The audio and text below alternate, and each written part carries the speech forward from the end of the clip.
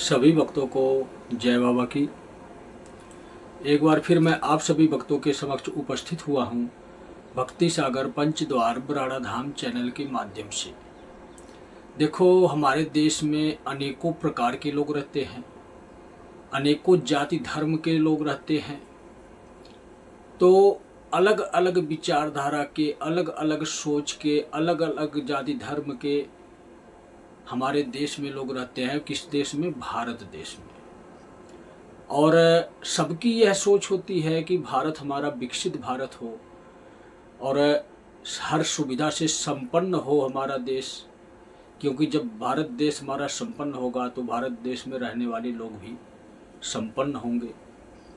लेकिन लोग देख भी रहे हैं, इन बातों को समझ भी रहे हैं कि भारत देश ऊंचाइयों की तरफ तो बढ़ रहा है, लेकिन भारत देश में रहने वाले लोग ऊंचाइयों की तरफ बढ़ने की बजाय रिवर्स हो गए हैं, बैक हो गए हैं।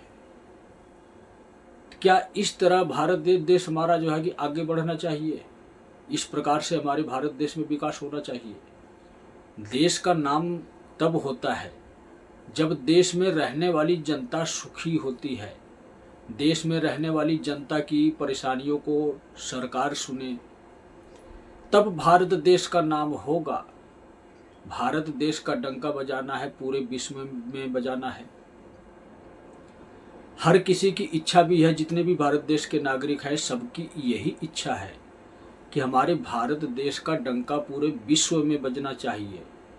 लेकिन ऐसे मुंह से बोलने से क्या भारत देश का डंका बजेगा? मुंह से ही लोग बोलते हैं कि भारत देश हमारा हिंदू राष्ट्र बनेगा, हम हिंदू राष्ट्र बनाएंगे। तो जब अन्य समुदाय के लोग भी हमारे भारत देश में रहते हैं तो क्या हिंदू राष्ट्र बनने से भारत देश विकसित भारत हो जाएगा?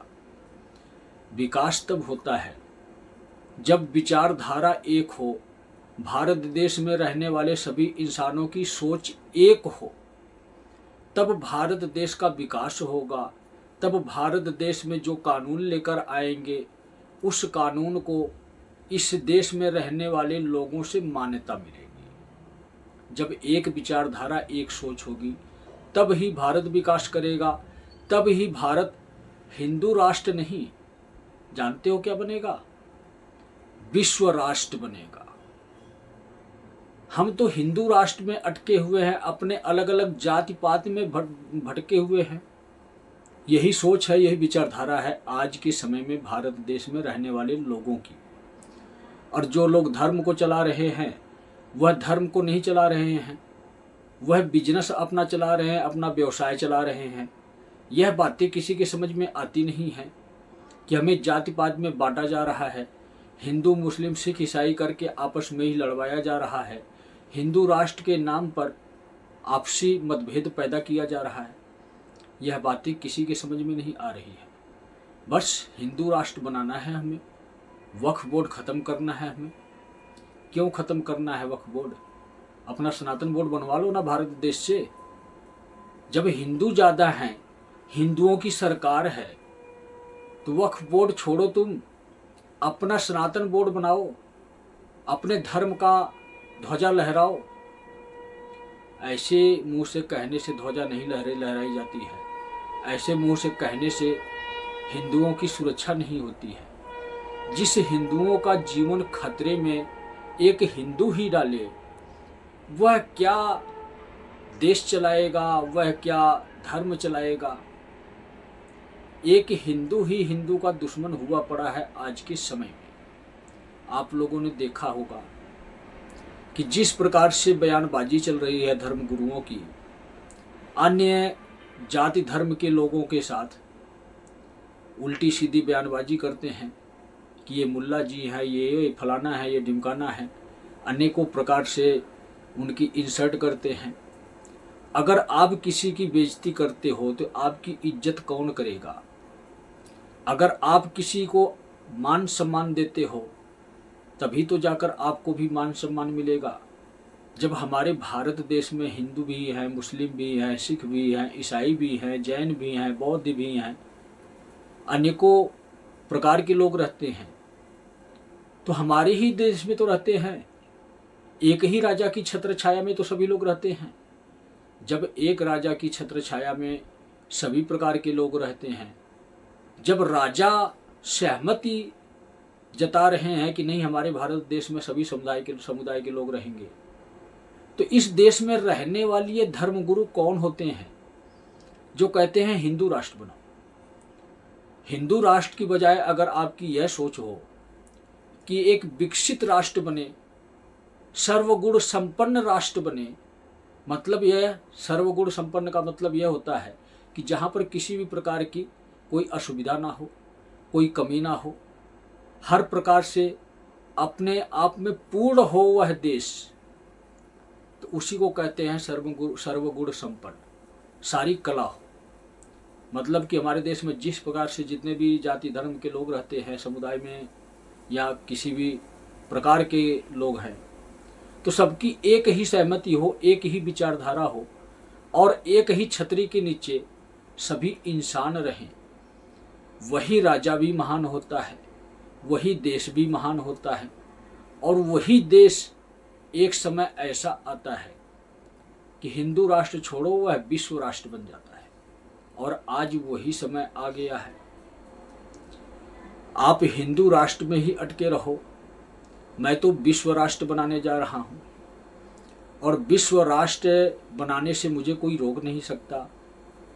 कहने का तात्पर्य मेरा ये है कि मैं जन्मजात ना कोई हिंदू हूँ, ना कोई मुस्लिम हूँ, ना कोई सिख हूँ, ना एक कोई ईसाई हूँ। मैं जन्मजात एक काल पुरुष हूँ। काल पुरुष का मतलब यह है कि एक साधारण आत्मा हूँ, एक राक्षस हूँ। राक्षस को ही शिवगढ़ कहते हैं। एक राक्षस का जन्म हुआ है इंसान के स्वरूप में, जो काल पुरुष कहलाया है। वह इसलिए कि स्वयं शिव जो महाराक्षस हैं, आप लोग यह ना समझ लेना कि शिव भगवान है या शिव अन्य देवी देवता की तरह है। शिव महाराक्षस हैं। अब यह प्रमाणित करके दिखाना असंभव है, लेकिन समझाना संभव है। इसलिए मैं समझाने की कोशिश कर रहा हूं आप लोगों को कि शायद आप लोगों की समझ में आ जाए।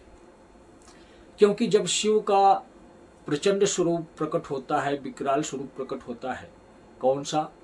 महाकाल का, तो वह किसी को नहीं पहचानते हैं। उनके समक्ष कोई भी आ जाए, चाहे किसी देवी देवता का भक्त हो, चाहे शिव भक्त हो या दुनिया में कुछ भी हो, वह तो उस वक्त महाकाल उस इंसान को नहीं पहचानते हैं। वही हिसाब है महाकाली का। जब महाकाली अपने प्रचंड स्वरूप में आती हैं तो वह भी किसी को नहीं पहचानती हैं। तो शिव और शक्ति दोनों एक ही तत्व के दो स्वरूप हैं, एक ही ऊर्जा के दो रूप हैं, यह आप जानते हो। तो शिव और शक्ति ने दुनिया बनाई, दुनिया में रहने वाले जीव जंतु प्राणी इंसान बनाए, इंसानों के लिए यह प्रकृति बनाई। लेकिन इस प्रकृति का इस्तेमाल जब इंसान गलत तरीके से अपने जीवन में प्रयोग में लाते हैं, उपयोग में लाते हैं, तब यह विनाश की कहानी लिखी जाती है। और इसी विनाश की कहानी को लिखने के लिए शिव ने माध्यम बनाया, अपने प्रतिरूप का, अपने स्वरूप का, जो शिवगढ़ का स्वरूप है। शिवगढ़ शिव के ही शक्ति है। जैसे आप लोग कहते हो ना कि महाकाली के साथ 64 योगिनियाँ चलती हैं, तो वह 64 योगिनियाँ महाकाली के अभिन्न अंग हैं। महाकाली कोई कार्य नहीं करती हैं, महाकाली तो सिर्फ संहार करती हैं। दुनिया में कार्य महाकाली की योगिनियाँ करती हैं। उसी प्रकार से शिव के गढ़ हैं जिनको शिवगढ़ के नाम से जानते हैं। और शिवगढ़ का मतलब शिव के अन्य स्वरूप, शिव की अन्य शक्तियाँ जो इस दुनिया में कार्य करने के लिए उपस्थित होती है, समय समय पर उपस्थित होती है। ठीक काली जी की भांति ही शिव स्वयं कार्य करते हैं। तो शिव का वह प्रचंड स्वरूप, वह महाकाल स्वरूप, उनके गढ़ होते हैं गण ही कार्य करते हैं, शिव कोई कार्य नहीं करते हैं।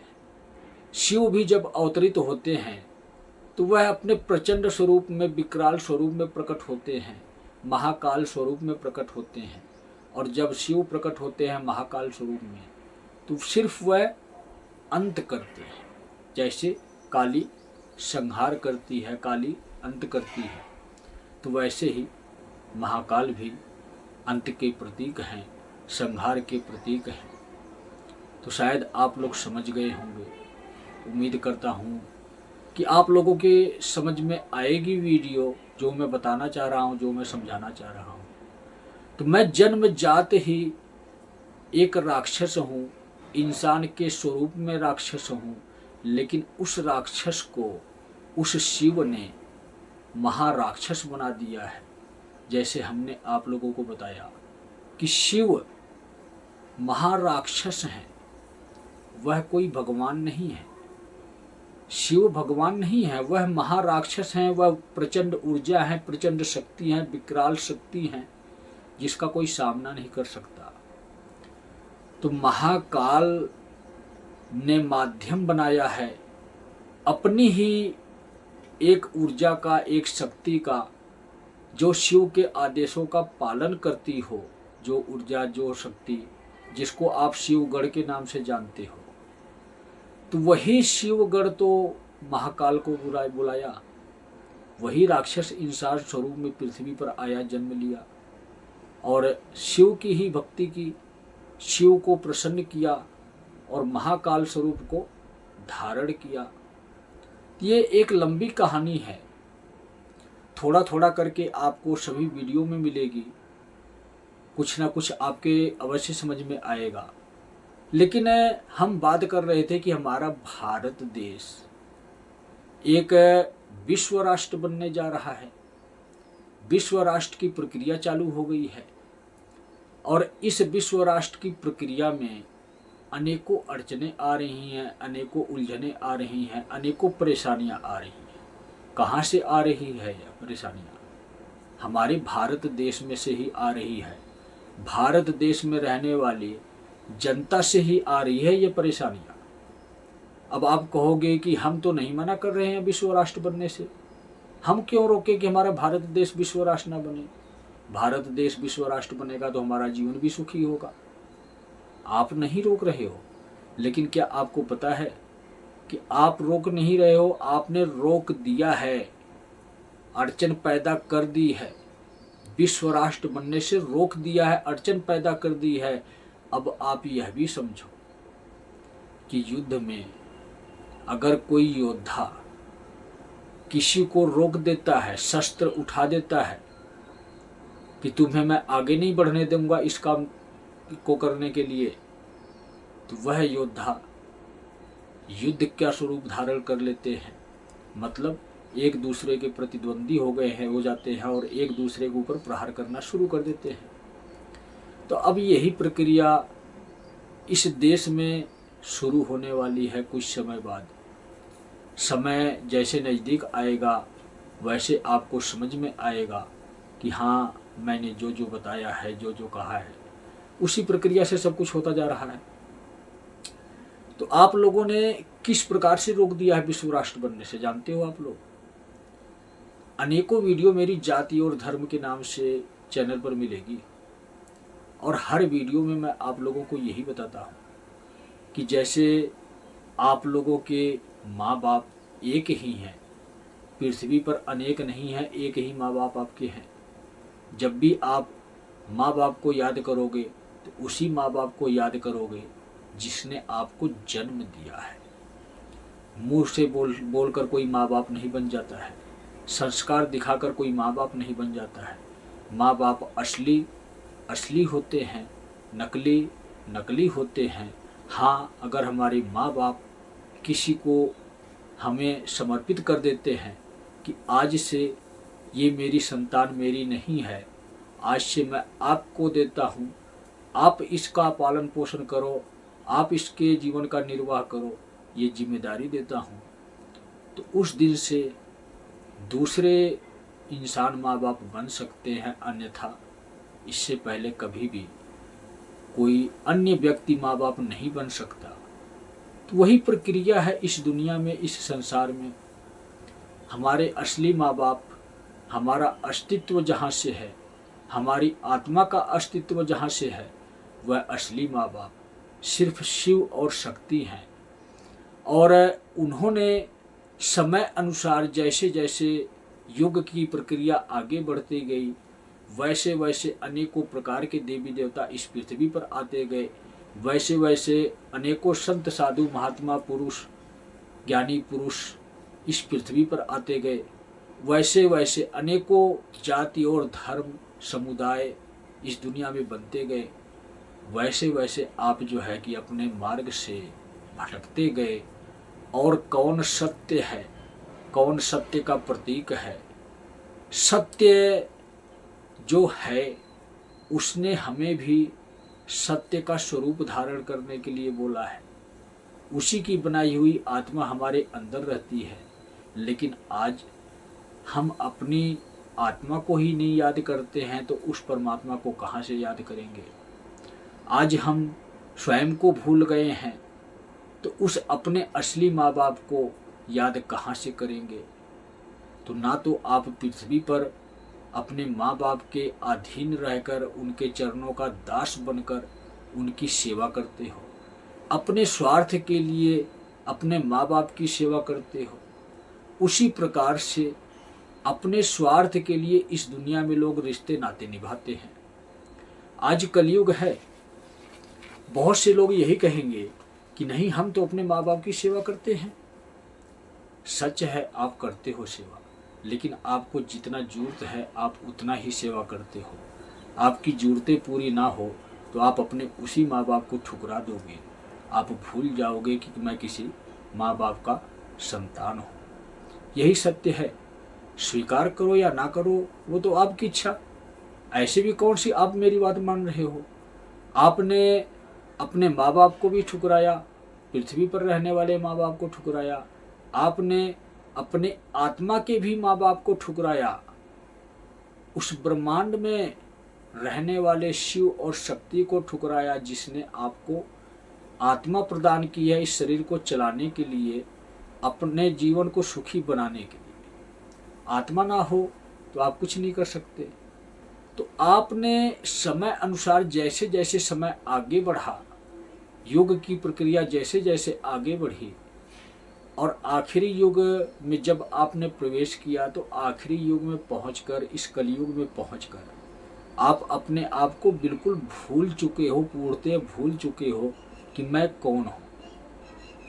अगर आपको यह याद रहता कि परमात्मा की बनाई हुई आत्मा ही भगवान है, आपकी भगवान है, जो आपका कल्याण कर सकती है। अगर आप ज्ञानी होते, अगर आपको यह ज्ञान होता कि सत्य क्या है, असत्य क्या है, अच्छे कर्म क्या है, बुरे कर्म क्या है, तो आपको दुनिया में कभी भटकना ही ना पड़े। अपने मतलब के लिए किसी को, कहते हैं ना कि गधे को भी बाप बनाते हैं जब मतलब पड़ता है तो आप कभी भी किसी के पास तलवे चाटने के लिए ना जाओ, क्योंकि आपकी मजबूरी है, आपके पास परेशानी है, आपके पास बीमारी है, आपके पास भूत प्रेत बाधा है, आपके पास गरीबी है, आपके काम रुक रहे हैं, चाहे किसी भी प्रक्रिया के काम हो, तो आप अनेकों प्रकार के साधकों के पास जाते हो, बुरे इंसानों के पास जाते हो, अपना समाधान करवाते हो, लेकिन आपको यह नहीं पता है कि आप कितना बड़ा बुरे काम करते हो। आप अपने बुरे कर्मों की पोटली को ना बंधवा कर आते हो। जो आपने बुरे कर्म किए हैं किसी भी जन्म में, चाहे इस जन्म में या पिछले जन्म में, उन कर्मों की सजा आपको मिल रही है। आपके बुरे कर्मों की पोटली जो है उसका वजन कम हो रहा है धीरे धीरे। यह प्रक्रिया इससे पहले आपकी चल रही थी, लेकिन आज के समय में सभी लोग तांत्रिक के पास, भगत के पास, झाड़ा झपटा लगाने वाले के पास, धर्म गुरु के पास, किसी ना किसी से जुड़े हुए हैं, कहीं ना कहीं जाते हैं और वहाँ से ऐसा ऐसा ज्ञान लेते हैं। सब कलयुगी ज्ञान, सब राक्षसों का ज्ञान, सब मंत्रों का ज्ञान, जो सिर्फ रुकावट पैदा करे। आपके बुरे कर्मों की पोटली जो वजन थी, जो भारी थी, वह कट रही थी, आपके बुरे कर्मों का दंड आपको मिल रहा था, लेकिन उस कर्मों के दंड को रोक देते हैं ये अपनी मंत्र की शक्ति से, प्रक्रिया से, और वह पोटली वहीं बंद हो जाती है कि अब आपको आपके किए हुए बुरे कर्मों का दंड नहीं मिलेगा। कब नहीं मिलेगा? अभी नहीं मिलेगा, लेकिन कुछ समय बाद जब मिलेगा तो उसका 3 गुना 4 गुना बढ़ाकर आपको मिलेगा। आपका समाधान कहाँ हुआ, किधर से हुआ, कैसे हुआ? मेरे तो यही समझ में नहीं आता है। आप तो समझते हो कि हमने पैसे दिए हैं भगत जी को, लाख, 50,000, 10,000, 20,000, जो भी जैसा काम है वैसे पैसे आपने दिए हैं, और उस भगत जी ने आपका समाधान कर दिया। तो वह आपका समाधान नहीं कर दिया, उसने तो आपकी समस्या को और बढ़ा दिया। आपके बुरे कर्मों का फल जो आपको मिल रहा था उसको वहीं रोक कर दिखा दिया कि लो देखो, आने वाले समय में, कुछ समय के बाद, जब मेरे मंत्र की शक्ति, मेरे वचन की शक्ति जब पूरा होगा, जो मैंने समय दिया है वो समय जब पूरा होगा तो 3 गुना 4 गुना करके ब्याज लगाकर और मिलेगा। आपकी यह बात समझ में नहीं आएगी कि आपके बुरे कर्म अगर कट रहे हैं, आपको सजा अगर मिल रही है तो बहुत ही खुशी की बात है। आप कलयुग के इंसान हो ना, कलयुग के प्राणी हो ना, इसीलिए आपके समझ में नहीं आता है। आपकी सोच ही यही है कि मेरे जीवन में दुख है, लेकिन क्या आपने कभी यह सोचा है कि मेरे जीवन में दुख है तो क्यों है, ये दुख आया क्यों है? यह सोचा कभी आपने? कभी नहीं आपने सोचा। जब आपने यह नहीं सोचा तो आपके बुरे कर्म की पोटली भारी होगी, वजन होगी, बुरे कर्म की सजा और बढ़कर ही आपको मिलेगी। यही सच है, क्योंकि आपने कभी यह अंदाजा नहीं लगाया होगा कि कलयुग के नियम कुछ और कहते थे। कलयुग के नियम हमेशा यही कहते हैं कि बुरे काम करो और अपने जीवन को असुरक्षित बनाओ। मतलब यह है कि अलग अलग प्रक्रिया से अलग अलग जाति और धर्म में बट कर रहो, एक कभी ना हो। हम यही कहते हैं, भगवान एक है, इंसान एक है, जीव जंतु प्राणी एक है। क्या आपने कभी भी ये कहा है, जैसे जानवरों में भैंस है तो वह भैंस ही रहेगी ना? उसमें तो भैंस में तो जो है कि आपने कभी जो है कि कोड वर्ड कुछ नहीं लगाया इसमें कि यह जो है कि राणा है, या जाट है, या मौर्य है, या चमार है, या अन्य जाति का है, यह हिंदू है, ये मुसलमान है। भैंस है या कुत्ता है, बिल्ली है, मुर्गा है, अन्य कोई भी प्रजाति है तो उनमें से तो एक ही जाति है, एक ही नाम है ना। वैसे ही हम भी इंसान ही हैं, हमारी इंसानों की प्रजाति है, हम सभी इंसान हैं, हमारे नाम हमारी पहचान है, अन्य कुछ भी नहीं है हमारे साथ। हमारा नाम जो है वही पहचान है, और जो काम करते हैं वही जीवन दान है। काम करके अपना जीवन चलाते हैं, हमारी जीविका चलती है, हमारा शरीर चलता है। तो हम इंसान प्रजाति के हैं, नाम हमारी पहचान है, काम हमारा जीवन दान है। बस यही 3 प्रक्रिया है। लेकिन आज के समय में आप लोग क्या करते हो कि हम तो मुस्लिम हैं, हम तो अपना धर्म बढ़ाएंगे, हम अपनी संस्था में अनेकों लोगों को शामिल करेंगे, हम पूरी दुनिया को ही मुसलमान बनाएंगे। हिंदू हैं तो हिंदू तो अब तक शांत बैठे थे, लेकिन कुछ समय से ऐसे ऐसे राक्षस आ गए हैं जो धर्म का चोला पहनकर, जो धर्म का मुखौटा लगाकर भगवान को बेचने के लिए बैठे हैं, हिंदू मुस्लिम सिख ईसाई करवाने के लिए बैठे हैं। जैसे कि धीरेन्द्र शास्त्री हो गए, देवकी नंदन हो गए, बाकी सभी लोग तो बिजनेस कर रहे हैं। कहते हैं ना कि जब भगवान देते हैं किसी को ना तो उसके भाव बढ़ जाते हैं। आज वही हुआ है। स्टार्टिंग में शुरू में कुछ पैसे लेते थे, 10-20 हज़ार लेते थे कथा कहने के, प्रवचन सुनाने के, या अन्य किसी भी काम के। 10-20 हज़ार से लाख हुआ, 2 लाख हुआ, अब करोड़ों में बात हो रही है बिजनेस। हमने आपको क्या कहा कि यह भगवान को बेचते हैं, भगवान के नाम पर बिजनेस करते हैं। धर्म का मुखौटा पहन कर रखे हैं। तो इस प्रकार के धर्मगुरु हैं। और जो साधु सन्यासी हैं, जो महात्मा पुरुष हैं, वह तो पीछे हो गए, वह तो पीछे हो गए। आप लोग क्या जानते हो? या आप लोगों ने आज तक यही सुना होगा ना कि ऋषि मुनि तपस्वी संत महात्मा, इस प्रकार के लोग भगवान के नजदीक रहने वाले लोग होते हैं, भगवान की शरण में रहने वाले लोग होते हैं। ऐसे लोग ज्ञानी होते हैं। ऐसे लोग कभी किसी का बुरा नहीं सोचते हैं। ऐसे लोग कभी किसी का नुकसान नहीं करते हैं। तो आज ज्ञानी अज्ञानी बन गया। आज के समय में साधु संत महात्मा जो हैं, वह भी बेचारे अपना पेट पालने के लिए मांग रहे हैं, खा रहे हैं, भगवा चोला पहन के इधर उधर भटक रहे हैं, धक्के खा रहे हैं इस दुनिया में। और जो बिजनेस करते हैं भगवान के नाम का, आज वह सिंहासन पर बैठ रहे हैं। तो इसी को तो कलयुग कहते हैं कि भगवान की भक्ति करने वाला, भगवान का भजन करने वाला पेट पालने के लिए भिक्षा मांगता है और वह गरीबी में अपना जीवन व्यतीत करता है।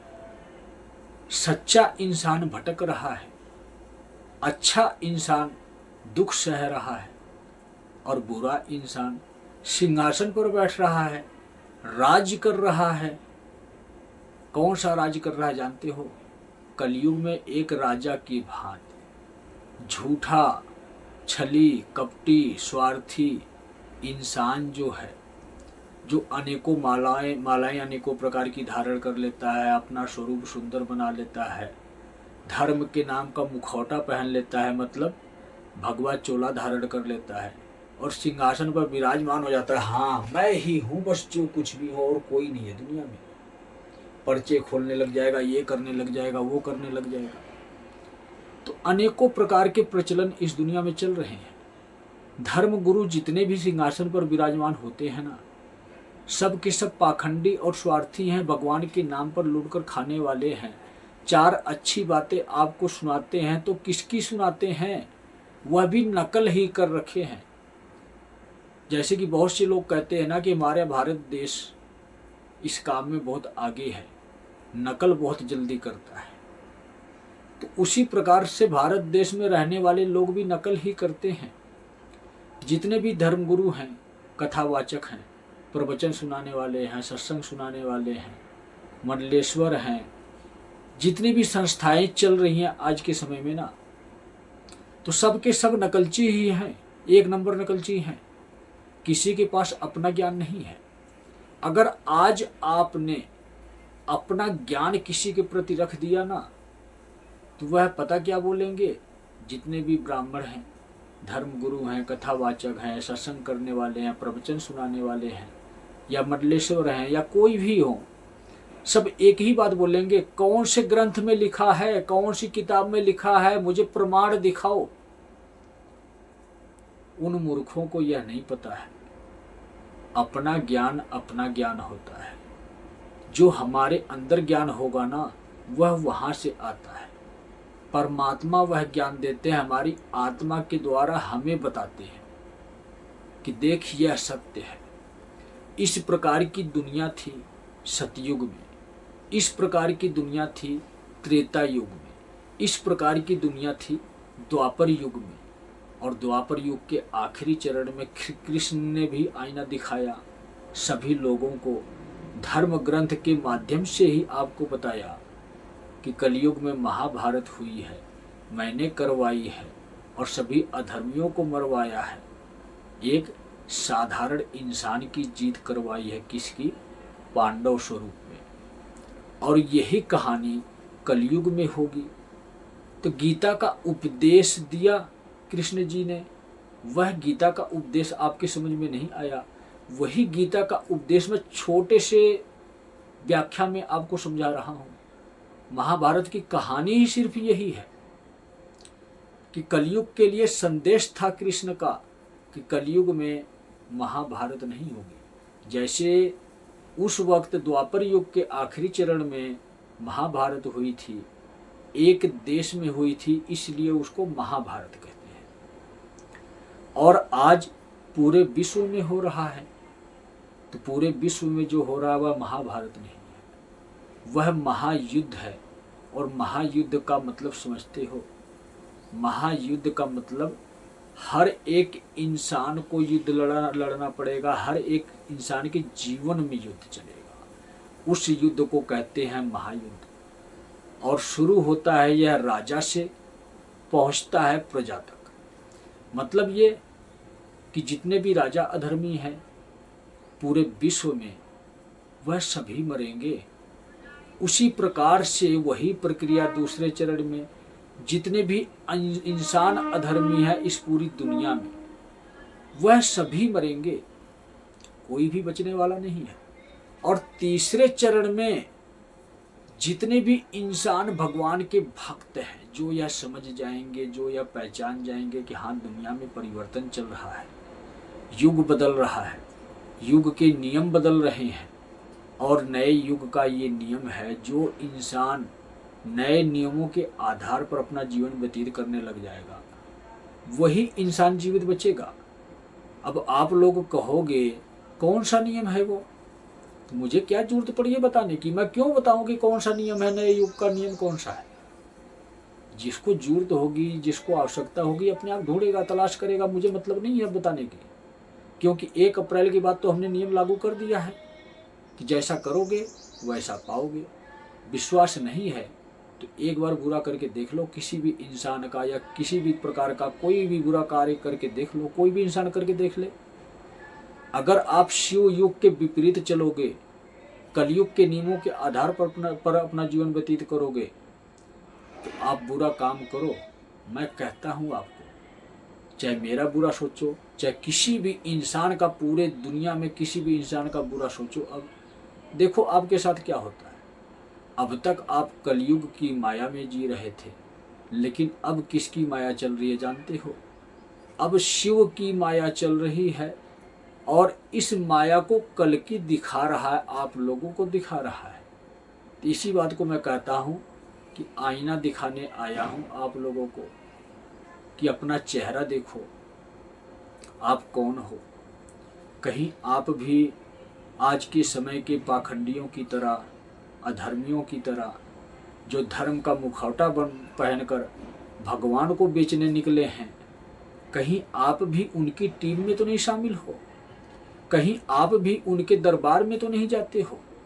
कहीं आप भी उनसे इलाज तो नहीं करवाते हो? कहीं आप भी उनके स्कूल में पढ़ाई तो नहीं करते हो?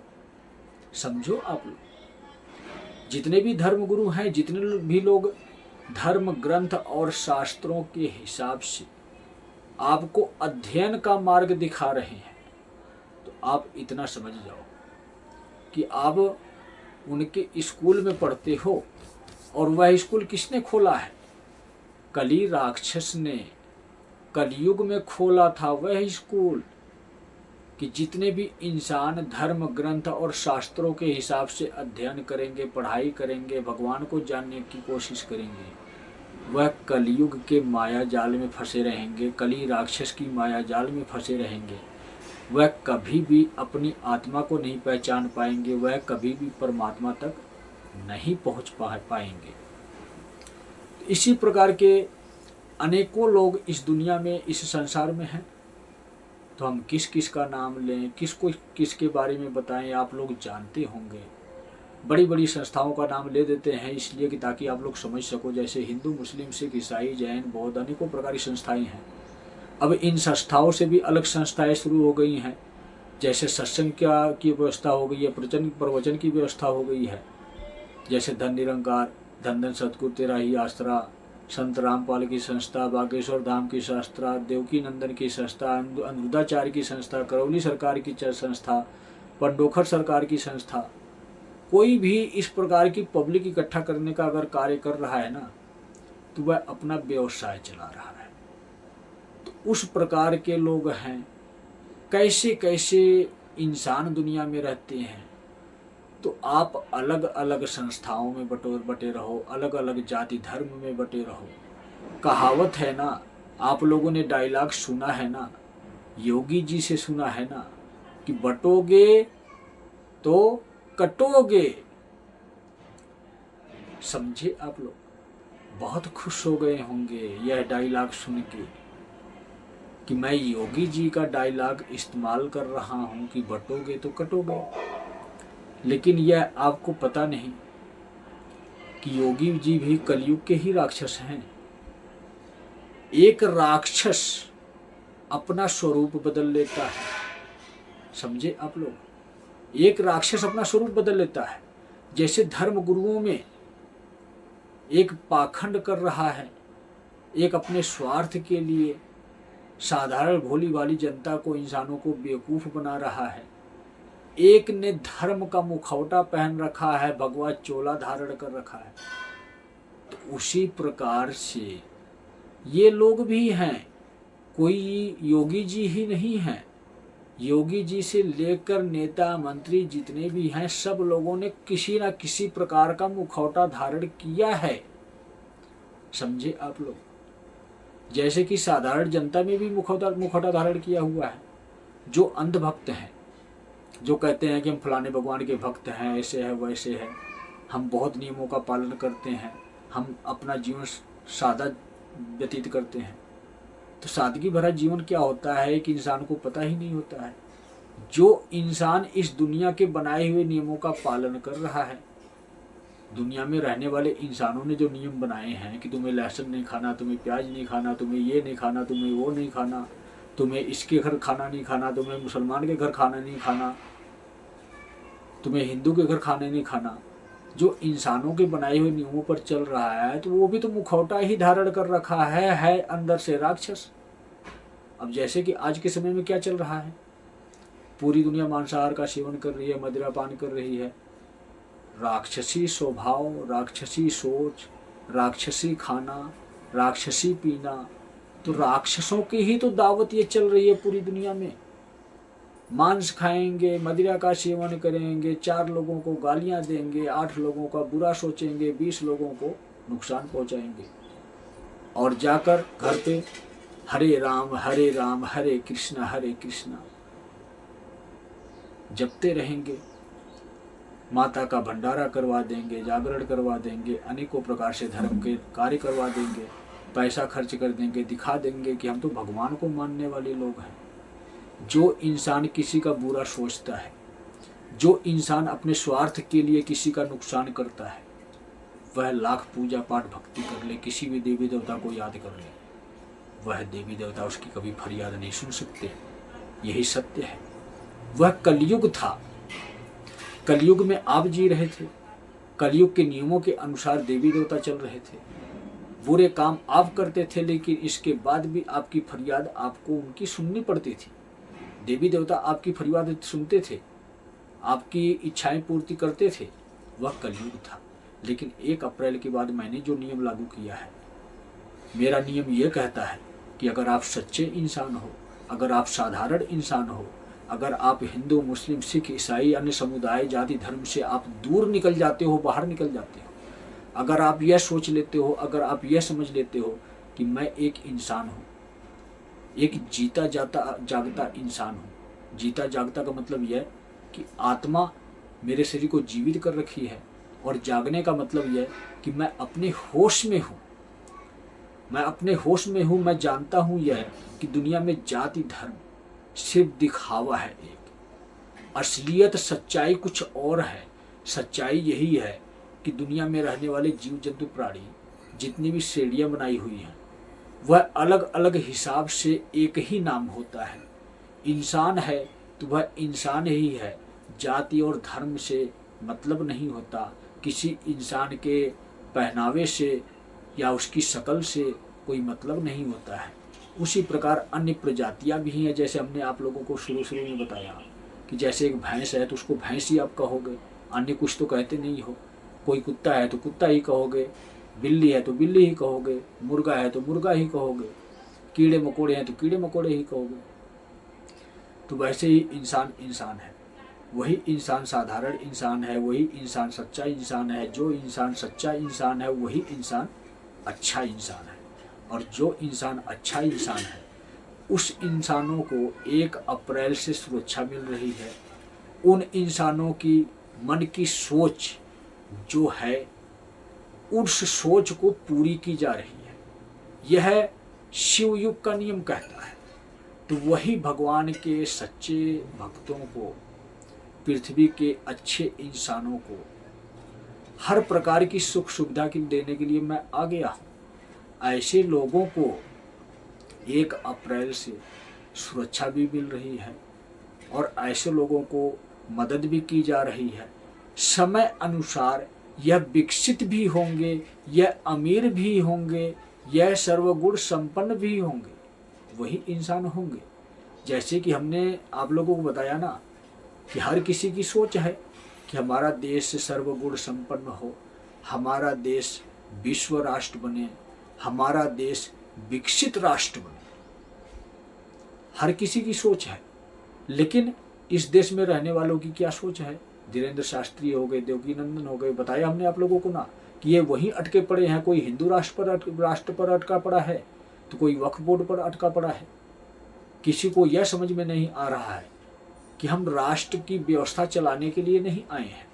हमने चोला धारण किया है तो राष्ट्र की व्यवस्था को चलाने के लिए नहीं धारण किया है। हमने चोला धारण किया है तो गुरु का ज्ञान देने के लिए चोला धारण किया है। भगवान के नाम पर अगर हम कोई कथा कर रहे हैं, कोई प्रवचन सुना रहे हैं, तो उस भगवान के असली संदेश को इंसानों तक नहीं पहुंचाया, उस कथा का, उस सत्संग का कोई फायदा है? आपने लाखों करोड़ों रुपए खर्च दिए, इतना बड़ा पंडाल लगाया, इतने लोगों को बुलाया और बुला लिया एक राक्षस को उस मंच पर, उस सिंहासन पर बैठने के लिए। तो कलयुग है यह। कलयुग में राक्षस ही बहरूपिया बनकर इसी दुनिया में रहते हैं और सभी इंसानों को राक्षस ही बनाने की कोशिश करते हैं। हमने अनेकों प्रकार से आप लोगों को समझाया, बताया कि इंजॉयमेंट किस प्रकार से कलयुगी राक्षसों की हो रही है। कहावत है ना, मन में राम बगल में छुरी। तो मुंह से तो राम राम बोलते हो और अंदर से आप छली कपटी इंसान हो। कब सामने वाले का गला उतार दोगे पता ही नहीं लगेगा आपका। तो ऐसे कलयुगी इंसान हैं। ऐसे ही धर्मात्मा पुरुष हैं कलयुगी, जो कथा कहते हैं, सत्संग करते हैं, प्रवचन सुनाते हैं, सिंहासन पर बैठते हैं, अनेकों प्रकार से समाज को लूट कर खाते हैं। तो इनके मुंह पर भी यही सिस्टम है कि मुंह में राम बगल में छुरी। नाम आपको भगवान का देते हैं, काम आपसे शैतानों वाला करवाते हैं। आप भी शैतान हैं, आपको भी हैवान बना रहे हैं। यही प्रक्रिया है इनकी। तो इस प्रक्रिया से, इस सोच से कभी भी हमारा भारत देश विश्व राष्ट्र नहीं बन सकता। जब सामूहिक देश है, जब हमारे भारत देश की सरकार इस देश में रहने की इजाजत देती है सभी धर्म के, समुदाय के इंसानों के लोगों को, तो यह धर्मगुरु कौन होते हैं कि सबको हटाएं, जाति पाति का भेदभाव, लड़ाई करवाएं। और आज के समय में ऐसी परिस्थिति पैदा हो गई है कि सरकार भी मजबूर है, लाचार है, इन धर्म गुरुओं के चक्कर में फंसी हुई है, वोट बैंक के चक्कर में फंसी हुई है कि जब हम किसी की सपोर्ट करेंगे तो हमें वोट मिलेगी। और आप लोगों ने देखा होगा वोट बैंक के चक्कर में सरकार ने क्या किया है। कभी किसी धर्म गुरु को जेल से बाहर निकाल रही है, कभी किसी को अंदर डाल रही है, कभी कुछ कर रही है, कभी कुछ कर रही है। अब सरकार का दिमाग नहीं काम कर रहा है। क्यों नहीं कर रहा है यह आप लोगों की समझ में नहीं आ रहा है। लेकिन आज थोड़ा सा मैं आप लोगों को संकेत देता हूँ। जब से कल्कि ने कदम रखा है पृथ्वी पर ना, तब से भगवा रंग का मान सम्मान किया जा रहा है। और भगवा रंग का मान सम्मान किया जा रहा है, इसी भगवा का इस्तेमाल ये राक्षस कर रहे हैं कि भगवाधारी पृथ्वी पर आया भगवा की पहचान बताने, और उसी भगवा का क्यों ना हम इस्तेमाल करें। जब भगवाधारी स्वरूप में यह शैतान आ जाएंगे तो इस भगवाधारी का कोई बात ही नहीं मानेगा। किसकी बात कर रहा हूं मैं, जानते हो आप लोग?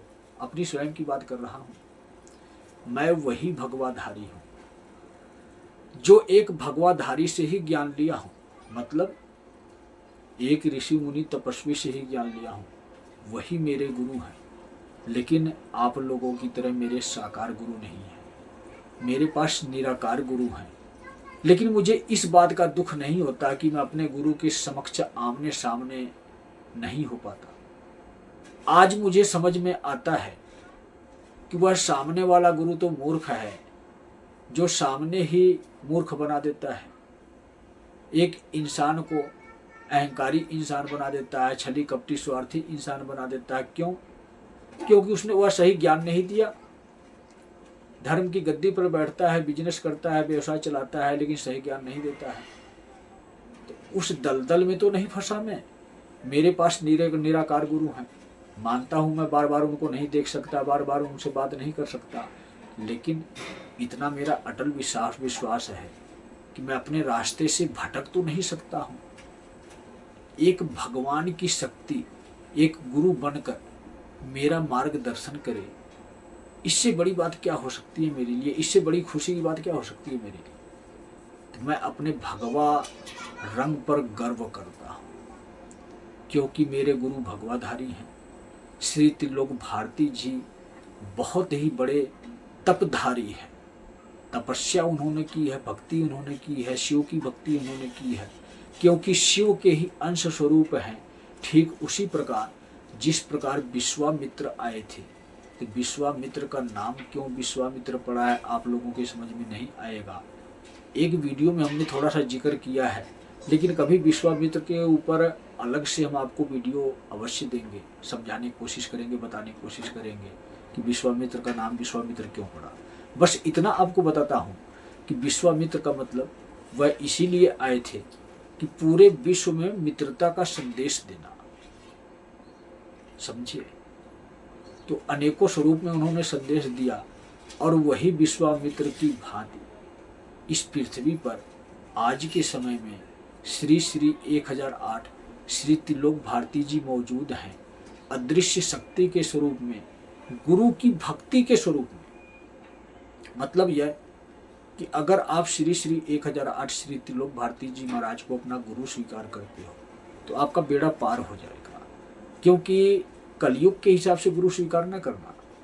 कलयुग का नियम कहता है कि दिखावे के हिसाब से प्रक्रिया पूरी कर ली, कुछ सामान दे दिया, कुछ ये कर दिया, कुछ वो कर दिया, हमारे गुरु बन गए। लेकिन नहीं, सतयुग का नियम यह कहता है कि मन के भाव से गुरु बनाए जाते हैं। गुरु को सम्मान नहीं दिया जाता है, गुरु को सम्मान दिया जाता है, गुरु को वचन दिया जाता है, गुरु से प्रतिज्ञा ली जाती है। समझे आप लोग?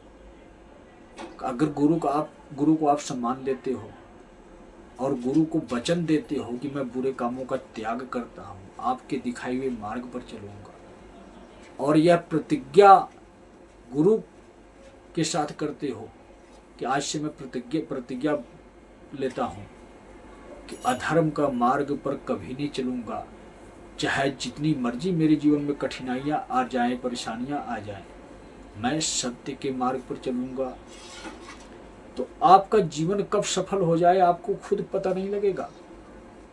आपके जितना मर्जी बुरे कर्म क्यों ना हो, वह कब नष्ट हो जाए आपको यह भी पता नहीं लगेगा, क्योंकि आपने प्रतिज्ञा ली है, संकल्प लिया है, वचन दिया है गुरु को कि बुरे कामों का त्याग करता हूँ। तो वह गुरु ही तो शिव बनते हैं। श्री श्री 1008 श्री त्रिलोक भारती जी विश्वामित्र की भांति ही इस कलयुग में एक मित्रता फैलाने के लिए आए हैं। समझे आप लोग? वह मित्रता करवाने आए हैं सभी इंसानों का। जो इस देश में आज के समय में हिंदू, मुस्लिम, सिख, ईसाई या अन्य जाति धर्म के नाम से लोग जाने जाते हैं, तो सबकी मित्रता करवा रहे हैं कि आपस में पहले मित्र बनो, और सबका गुरु मैं ही हूं। जब एक गुरु के सारे शिष्य बनोगे आने वाले समय में, तो मित्रता तो करनी पड़ेगी। आपस में दुश्मनी करोगे तो आपस में ही लड़ोगे, आपस में ही मरोगे। आज के समय में क्या चल रहा है? आज के समय में यही सब तो चल रहा है। इस दुनिया में, इस देश में यही सब चल रहा है ना। एक दूसरे का मतभेद ही है ना। जब एक दूसरे की आपस में नहीं बन रही है तो कोई ना कोई मरेगा। इधर वाला भी मरेगा, उधर वाला भी मर सकता है। लेकिन बच भी सकता है कोई कोई। जो सच्चा होगा वही बचेगा। हमने आप लोगों को बताया, यही आप लोगों को बताया ना कि इस देश में जितनी भी जनता है सब के सब भटके हुए हैं, सब के सब अलग अलग रास्ते पर, अलग अलग मार्ग पर चल रहे हैं। लेकिन मैं एक ऐसा इंसान हूँ जो आज आपको यह बताने आया हूँ कि हमारा देश हिंदू राष्ट्र नहीं बनेगा, हमारा देश विश्व राष्ट्र बनेगा। और इस विश्व राष्ट्र को बनाने में जो इंसान सहयोग करेगा, उसका सहयोग जानते हो कौन करेगा? उसका शिव करते हैं। और शिव कहाँ रहते हैं यह भी आप लोगों को पता नहीं। इसी पृथ्वी पर रहते हैं शिव, जानते हो आप लोग। शिव की दुनिया में लेके चलेंगे। शिव का युग आ रहा है, कलयुग जा रहा है। नियम सारे कलयुग के रोक दिए गए, नियम सारे शिव युग के चालू कर दिए गए। लेकिन कलयुग जा रहा है। कलयुग में रहने वाले इंसान है ना, यह कलयुगी है। इनकी सोच, इनकी विचारधारा कलयुगी है। तो यह विचारधारा धीरे धीरे ही जाएगी। और जो इस इंसान के अंदर से विचारधारा नहीं जाएगी तो वह इंसान एक झटके में जाएगा। समझे आप लोग, एक झटके में, यही सत्य है। और शिव योग की विचारधारा धीरे धीरे आएगी, यह एक झटके में नहीं आती है। आपकी जिंदगी एक झटके में चली जाएगी, आपके जीवन का अंत एक झटके में हो जाएगा। लेकिन कल्याण आपका एक झटके में नहीं होगा, उद्धार आपका एक झटके में नहीं होगा, यह धीरे धीरे ही होगा। समझे? जैसे आप कहते हो ना कि कोई भी चीज बिगाड़नी हो तो मिनटों सेकंडों में बिगाड़ सकते हैं। करना क्या है, एक माचिस की तीली ही दिखानी है ना, आग ही लगानी है ना, पल भर में सब भस्म खत्म। अगर वही आपको बनाना पड़ जाए, किसी भी प्रकार की सुविधा है, तो कहीं कहीं साल लग जाता है, कहीं 6 महीने, कहीं 2-4 दिन, कहीं 10 दिन, कहीं 10 साल, कहीं 20 साल। जैसा काम वैसा समय लगता है। कितना मेहनत करते हो और कितना मेहनत दूसरों से करवाते हो, चाहे पैसा देकर ही क्यों ना करवाते हो। अगर आप एक घर मकान बना रहे हो तो अकेले तो बना नहीं सकते। अकेले बनाओगे तो सदियों बीत जाएगी। लेकिन कितने मिस्त्री मजदूर उसमें काम करते हैं और आपको मकान जल्दी तैयार करके देते हैं, लेकिन बदले में पैसे लेते हैं। मकान बनाना आपको है, लेकिन आप अकेले नहीं कर सकते हो, किसी की मदद लेते हो। फिर भी जो 10 साल का काम है 5 साल में होता है, 2 साल में होता है, 1 साल में होता है। जैसा काम आप करते हो उसी हिसाब से टाइम लगता है। तो अकेले की बजाय अनेकों की मदद लेकर आपने जल्दी कार्य पूर्ण किया। वैसे ही उसी प्रकार से ही उसको नष्ट करने के लिए कहावत है, एक माचिस की तीली ही दिखानी है, अग्नि की ज्वाला ही प्रकट करनी है। चाहे किसी के माध्यम से करे, आपने माचिस का माध्यम दिया, लेकिन आपको दिख रहा है क्या दुनिया में और हो रहा है क्या दुनिया में, यह समझ में नहीं आ रहा है। आपके ने बुरे कर्म किए हैं तो आपके जीवन का नष्ट पल भर में हो जाएगा, एक झटके में हो जाएगा। समझो आप लोग। लेकिन अगर आपने बुरे कर्म किए हैं तो अगर आप चाहते हो कि सब कुछ सही हो जाए, एक बार आपकी सुख संपत्ति नष्ट कर दी जाए, तो आप अचानक अमीर तो नहीं हो सकते, धीरे धीरे ही अमीर होगे ना। तो अगर आपके जीवन में दुख तकलीफ समस्या है, आपके बुरे कर्म इतने ज़्यादा हैं, वह परमात्मा आपको दंड दे रहा है, उस दंड से बचने का आपको मार्ग भी दिखा रहा हूँ, रास्ता भी बता रहा हूँ कि आप शिव युग के 3 नियमों का पालन करो, आपका जीवन सुधर जाएगा, आपका जीवन भी बच जाएगा, आप शिव युग में भी पहुंच जाओगे। लेकिन वही कहानी हमने आपको बताई ना कि भगवान का नाम लेने से, हरे राम हरे कृष्णा करने से कुछ नहीं होता है। मन की सोच बदलने से ही जो कुछ भी होता है, अपने अंदर की सोच को बदलने से होता है। मन की सोच को, मतलब अपने आप को शुद्ध बनाओ, अपने आप को पवित्र बनाओ, इसके बाद ही परमात्मा को याद करना, तब तो आपके पूजा पाठ भक्ति करने का फायदा है। अन्यथा जितना मर्जी चिल्लाते रहो भगवान का नाम ले लेकर, वह आपको बचाने नहीं आएंगे, क्योंकि यह कलयुग जा रहा है और आपका जीवन भी जा रहा है, उसी दिशा में जा रहा है जिधर कलयुग जा रहा है। और शिव युग आ रहा है, आपको शिव युग की तरफ जाना है। नहीं शिव युग की तरफ जाओगे तो कलयुग की तरफ ही जाओगे, और नहीं मानोगे, नहीं समझोगे तो एक झटके में ही चले जाओगे, क्योंकि कलयुग बिल्कुल अंत के कगार पर खड़ा है। नियम रोक दिए गए, शिव युग के नियम चालू कर दिए गए। कलयुग के नियम रोक दिए गए हैं ना, और शिव युग के नियम चालू हो गए हैं, लेकिन आप मानते नहीं हो, आप समझते नहीं हो। इस कलयुग की दुनिया में रहकर इसी धर्म ग्रंथ और शास्त्रों में अटके पड़े हो, जाति धर्म और व्यवसाय में भटके पड़े हो। आपके तो समझ में नहीं आता है कि मैं कौन से रास्ते पर चलूं, क्या करूं। तो जब आपके यह समझ में नहीं आता है तो मुझे तो कुछ ना कुछ तो समझ में आता है ना। मैं यह समझ चुका हूं कि आप नहीं मानोगे, आप नहीं समझोगे, कलयुग के हिसाब से ही चलोगे, अपने आप को ही भगवान बनाओगे। तो मैं आ गया हूं। अब भगवान एक ही है, जो असली भगवान है। पृथ्वी का भगवान आपके माँ बाप हैं, और आत्मा का भगवान वह शिव और शक्ति है। जो उस आत्मा के भगवान को नहीं स्वीकार करेगा, उसको पृथ्वी पर रहने का अधिकार नहीं है। ऐसे लोगों को मिटाने आया हूं मैं, दुनिया को उठाने आया हूं मैं, समझो, दुनिया को उठाने आया हूं। इस दुनिया में जितने भी अधर्मी हैं, चाहे हमारे भारत देश में हो, चाहे दुनिया के किसी भी कोने में हो, किसी भी देश में हो, अगर इंसान ने अधर्म किया है, पाप किया है, अपने स्वार्थ के लिए किसी का नुकसान किया है, अगर वह इस कलयुग में राक्षसी स्वभाव का, राक्षसी सोच की प्रवृत्ति का इंसान है, किसी का मांस पका कर खाया, अनेकों बुराइयां होती हैं, ऐसा कोई भी इंसान पृथ्वी पर नहीं रहेगा। इस दुनिया में से उठाने आया हूँ। तो वही हमने आपको उदाहरण दिया कि माचिस की तीली दिखाने की आवश्यकता है। कब भस्म हो जाएगी दुनिया, यह आपके समझ में नहीं आएगा।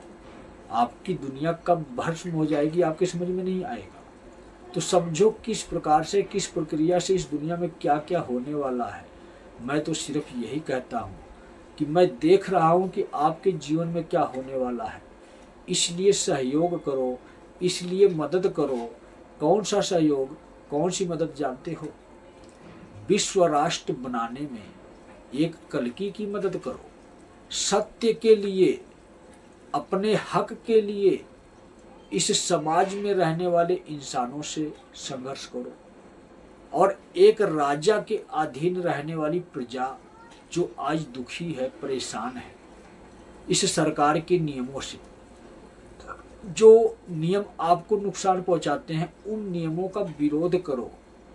क्योंकि जब तक प्रजा सुखी नहीं होती है देश की, तब तक उस देश का नाम नहीं होता है।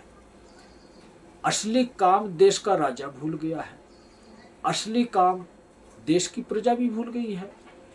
प्रजा को खुद अपनी पहचान नहीं, हम कौन हैं, तो प्रजा राजा को कैसे पहचानेगी कि हमारा राजा कौन है। तो राजा से लेकर प्रजा तक सभी लोग भटक चुके हैं।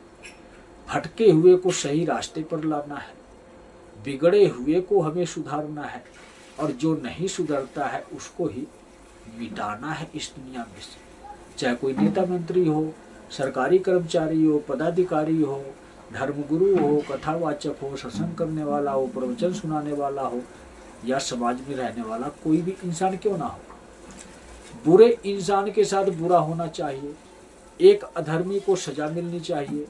अगर हमारे भारत देश का कोई भी व्यवस्था चलाने वाला इंसान, जो नेता मंत्री सरकारी कर्मचारी के नाम से जाने जाते हैं, अगर वह किसी भी भ्रष्टाचार को सहयोग करते हैं, किसी साधारण इंसान पर अत्याचार करते हैं तो उनके खिलाफ विरोध दर्ज कराओ, FIR थाने में कराओ और इस मामले को कोर्ट तक लेकर जाओ।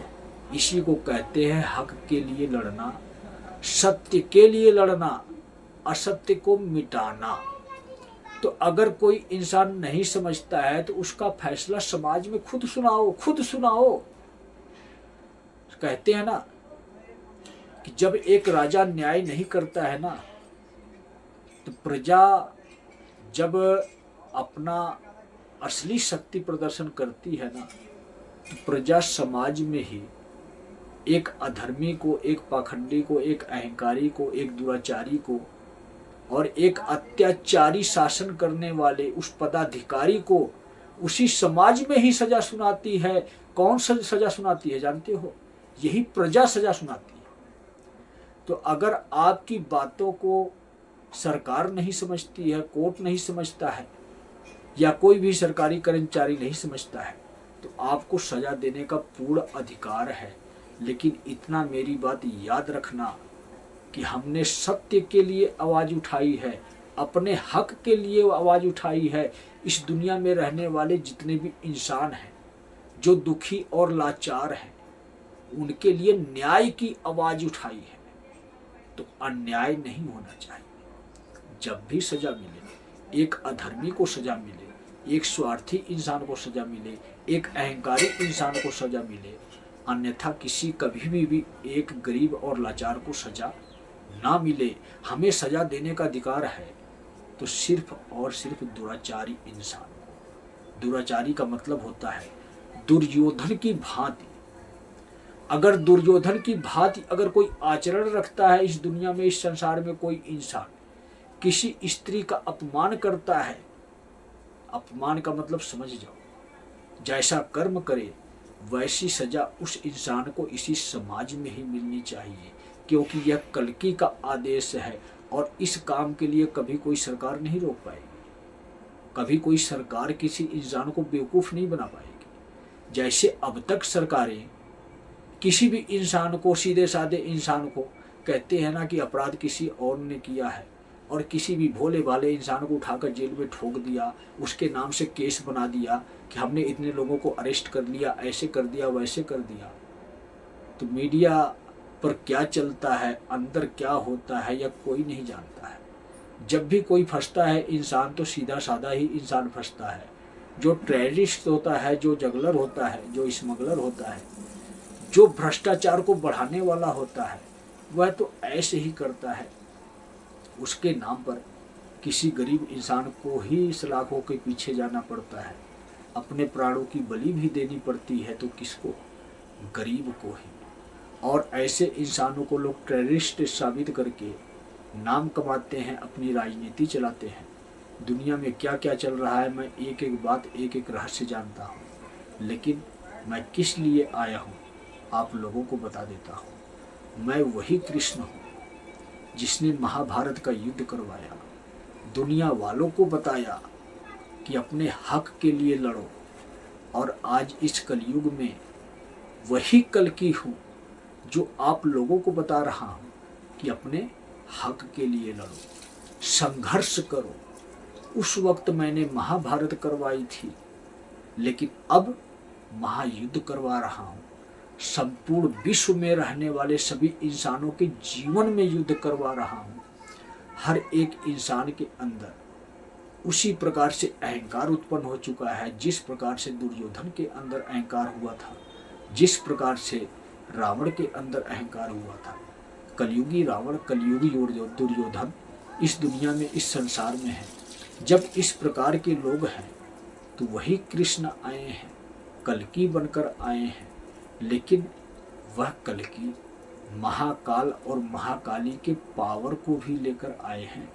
समझो आप लोग, महाकाल और महाकाली अदृश्य स्वरूप है, यह कभी किसी को दिखाई नहीं देता है। जैसे कहते हैं ना कि शिव की माया शिव ही जाने, तो वही सच है। शिव और शक्ति का कोई स्वरूप नहीं है, कोई आकार नहीं है, ये एक अदृश्य ऊर्जा है, अदृश्य शक्ति है। अदृश्य प्रवाह है, हर इंसानों जीव जंतु प्राणियों तक प्रवाह है। यह ऊर्जा या शक्ति कभी किसी को दिखाई नहीं देती है। यह ऊर्जा या शक्ति इंसानों को देख सकती है कि पृथ्वी पर कोई इंसान ऐसा आ गया है जो हमारी एनर्जी को, हमारी पावर को धारण करेगा और इस दुनिया में से अधर्म को मिटाएगा। तो वही हुआ है आज के समय में। कल की जिस इंसान का शरीर धारण किए हैं उसी इंसान का शरीर धारण महाकाल कर रहे हैं। रमा जिस स्त्री का शरीर धारण की है उसी स्त्री का शरीर काली धारण कर रही है। तो वह इंसान पृथ्वी पर ही तो हैं जो युग परिवर्तन करने के लिए आए हैं।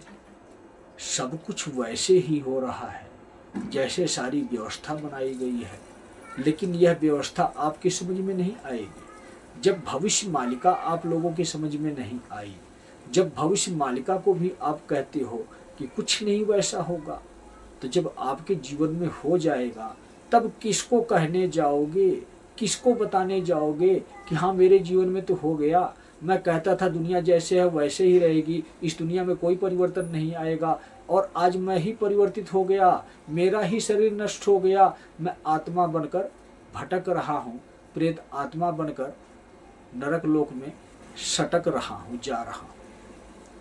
किसको बताने जाओगे? फिर तो मुख से बोलने के लिए आपके पास जुबान भी नहीं रहेगी, शरीर नहीं रहेगा, बोलोगे कैसे, किसको बोलोगे? तो कहते हैं ना कि समय चला गया ना तो कुछ भी हाथ नहीं लगेगा। समय अपने आप में बलवान है, तो समय को जाने ना दो। समय मेरे मुट्ठी में है, समझे आप लोग। और यह समय सब में वितरित कर रहा हूं मैं, यह अवसर सबको दे रहा हूं।